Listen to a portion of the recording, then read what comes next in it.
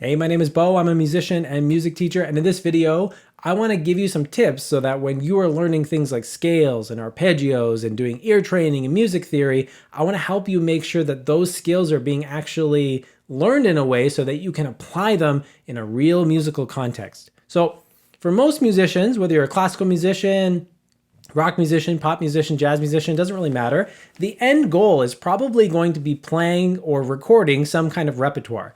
So now you may want to be composing repertoire or performing repertoire or even improvising over repertoire, but repertoire is going to play a central role in your end goal as a musician. Now, what a lot of musicians have realized, in order to learn repertoire effectively, it's not necessarily efficient to just practice a lot of repertoire. We need to learn the musical component skills or ingredients that go into playing certain kinds of music. So if you're a jazz musician, there's lots of certain chord progressions and scales and patterns and rhythmic stuff, all kinds of things that you can learn. There's theoretical concepts. There's a lot of ear training that has to be done so you can audiate things well. And so what most people have identified, instead of just learning repertoire and hoping that will solve all your kind of musical training needs, we need to learn things in components and then we reapply them to repertoire. So again, instead of just starting with repertoire and hoping that takes us to the end, we kind of figure out what kind of musician we want to be, whether it's a classical musician or a pop musician.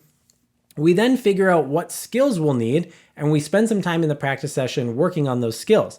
Now, what I've observed, especially with dedicated intermediate students, is that there's often a lack of an ability to connect component skills into applying it into the repertoire. So let's use a concrete example here. Let's say we have a dedicated intermediate jazz guitar player and they want to learn how to play over jazz tunes. So they hear online they should be playing a lot of 2-5-1. So maybe they find this online, E minor 7 flat 5 to A7, and they think, okay, well, that's probably going to be in some pieces, so I should learn how to do that.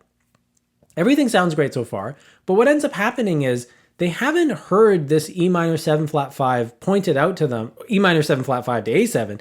They haven't heard this pointed out to them in a real musical context. And so what happens is when they start working on this stuff, it's very, very theoretical and it's kind of decontextualized. So they're not hearing the musical punchline. It would almost be like me learning a second language, Spanish, and I'm going to memorize a bunch of vocab words, but I don't actually know what those vocabulary words correlate with. So I could learn the Spanish word for cup and for shirt and for glasses and just memorize how they're spelt and how to say them, but I don't actually know how to use them in the real world. If someone pointed to a cup, I wouldn't know what the Spanish word for cup is. If someone wanted to ask me to pass them a cup, I wouldn't know how to respond to them. And that's because there's a lack of association for how to use this thing in context. Now, the same exact thing happens with music education. We learn things like this. We learn chord progressions. We might learn little arpeggios. If you're a guitar player, you might learn little scale patterns like this, but we're not necessarily associating it or connecting it to a real musical context. We're not thinking about the end musical goal that we have. And this can be really challenging for a beginner to sort out. And it can also be challenging for a teacher because it can make a teacher's job very difficult. We kind of know we need to be giving students scales, but if we don't do the scales in a right way, the students don't see how they're connected. And really the key to unlocking, understanding all of this repertoire and being able to learn repertoire more easily and efficiently. And so I want to share a set of ideas that I learned from a guy named Edwin E. Gordon was a genius and a fantastic music education researcher. If you haven't heard of him before, I highly recommend you look for his stuff. But he talked about this concept called whole part whole.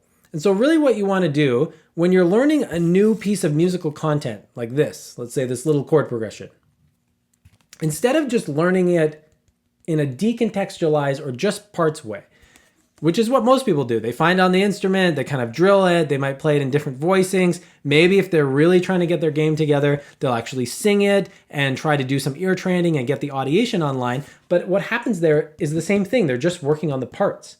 They're not actually working on the whole. And so a better way to do this is before you even start trying to work on the theory of this or work on how to sing it out of context, find a bunch of songs that actually have this chord progression in them. And this is where a teacher can be very helpful because hopefully they've already done this work for you. But for a jazz musician, we want to find a bunch of songs that use this 2-5 in the key of D minor and get those in our ears. And now at first we might not be able to explicitly even really put our finger on what's going on, but we want our musical patterns and theoretical work and ear training work to be pinned down to a real musical example.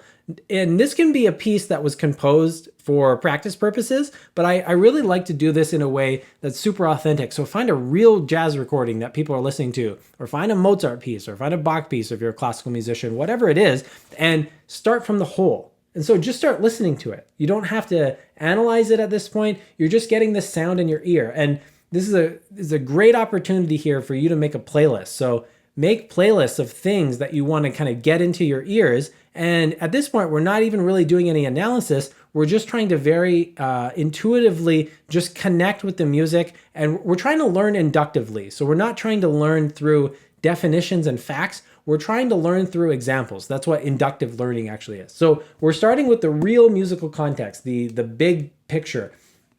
Now, after we've done enough listening and maybe even singing along at this point, then it's time to go for learning the parts. This would be, in my world, learning the music theory concepts, learning how to sing all this stuff. For this, I would learn how to sing the bass lines. I would learn how to sing the arpeggios in different voicings. I would learn how to play the voicings on the guitar. I might do some visualization practice where if I see something like this on the instrument, I want to know I can sing that. Bum, bum, bum, ba-dum, ba-da-da-da-da-dum. I might do some visualization practice like that. I'm working on the parts. And I might spend some time over, an individual lesson working on the parts. And then I'm going to go back and I'm going to try to apply what I learned back into the musical whole. Now, hopefully with a bigger picture understanding that I didn't have before. And so this can actually unfold on different time scales. So you might listen to a piece for a couple weeks and not get into any of this. You might not get into analyzing theory stuff, working on the instrument, none of that. You're just listening to stuff and you're just feeding your ears new sounds and new things that you know you're going to be getting into in the next few weeks, but you're just kind of priming the musical pump so that when you start getting into the theory and you start playing this chord on the piano or the guitar, this chord progression, you're like, oh, that kind of reminds me of the B section of whatever the song is. There's an actual musical example kind of nestled away in your memory. And that really makes a big difference. When people learn stuff like this and the sounds are brand new, you can learn it from the ground up like that. But oh man, it makes it so much better when you've done a week or two of listening and then you're like, you're playing these chords on the piano or the guitar or whatever on a sax if you're a sax player, and you're like, that just reminds me of this song. That reminds me of this song. And now the music theory, when you start doing it at this point, it's not just a bunch of math. It's not just a bunch of labels. It's an actual real thing that you have in your musical memory. And then all of the work you do at this point, where you start trying to sing things and further burn them into your memory and maybe play them on different inversions on your instrument and start reading them in notation, they all get learned in a very, very just natural and super, super contextual way. So contextual being that they are being applied in the right context from the beginning. And you're gonna also pick up really subtle things. So people that study this stuff from the ground up without hearing a musical context, they lose out on basic things like style or taste. Like, does it sound good when you voice the E minor 7 flat 5 to A7 this way? Or does it sound better this way? Or would it be appropriate if you kind of phrased a melody in this way? Or does that just not sound natural? And that's kind of high level and more abstract, but I've just noticed with my own education, and especially with jazz students and classical guitar students, when they study music theory concepts or even ear training concepts, after having done some listening of a piece that really accents that musical content, they make better stylistic preferences when they're improvising, when they're composing, or when they're just interpreting that music. And so now we've kind of done some practice where we spend 5 or 10 minutes in a practice session, really kind of exploring that chord progression in many creative ways. Then we might go back and perform the piece or attempt to play the piece ourselves. But now when we play that repertoire that we were listening to, we play it with a totally different understanding. We still have the musical connection that we had before, where we're just listening to it and understanding it. But the music theory and the ear training and all of the instrumental stuff, like the ability to visualize a fretboard or a keyboard, or even picture the notes on a sax, that stuff will all just all of a sudden jump out to you while you're listening to that piece. And so again, the way that I generally do this is I like to listen to a piece for a week or two before I learn anything new. And then when I'm actually in the practice session, I may listen to a small excerpt of the piece, and then I do some practice for usually 5 to 20 minutes on something like this. I'm not going to do something like this micro for like an hour, something like 5 or 20 minutes, and I'm going to explore it in many different ways. I might arpeggiate the chord pattern. I might improvise with it. I might see what it sounds like if I play with a drum machine. I'm going to be doing a lot of stuff with the instrument. For me, it's often piano and guitar at the same time. I learn something at the same time, a new concept. And so I'll do that for 5 or 15 minutes in a practice session. And then I just go right into playing the repertoire while mainly focusing on noticing how this applies to this. And I might have to do this for many days in a row. I might have to do this for 5 days in a row and then take a break or something like that and come back to it. But that's actually the process that I would go through to make sure that when I'm learning new musical skills, whether it's theoretical stuff or chord progressions, doesn't even really matter. You could do the same thing for rhythms or for meters. You're making sure that you're learning it in a way that's going to apply to your end musical goals. And this really solves the problem that people have, where they feel overwhelmed with two things at once. They feel like they need to spend all this time learning repertoire, and then they also feel like they need to basically spend all this time doing scales and arpeggios and all this technical and theoretical work, and there isn't a bridge between the two. When you practice like this, it's so obvious that learning scales and arpeggios and doing ear training is directly applicable to making you a better musician. And what starts to happen is this thing just snowballs. Because at first, you might, if you're a beginner or intermediate musician, it really takes, it's kind of glacially slow. Like every week, you're kind of learning a few new concepts, a few new rhythmic concepts, a few new tonal concepts, and it just builds slowly. But what starts happening is, the more and more you do this, as you learn new repertoire, you don't need to investigate the parts as much. Because as you learn more components, more parts, the next time you want to learn a new piece of repertoire or a new piece, you listen to it and you already understand so much of what's going on, both theoretically and audiation wise. So you listen to a piece and you say, oh, I know what that is. That was the 2-5 of 5. That was the 2-5 of 1. I heard this little lick. It sounded like there's some approach note thing.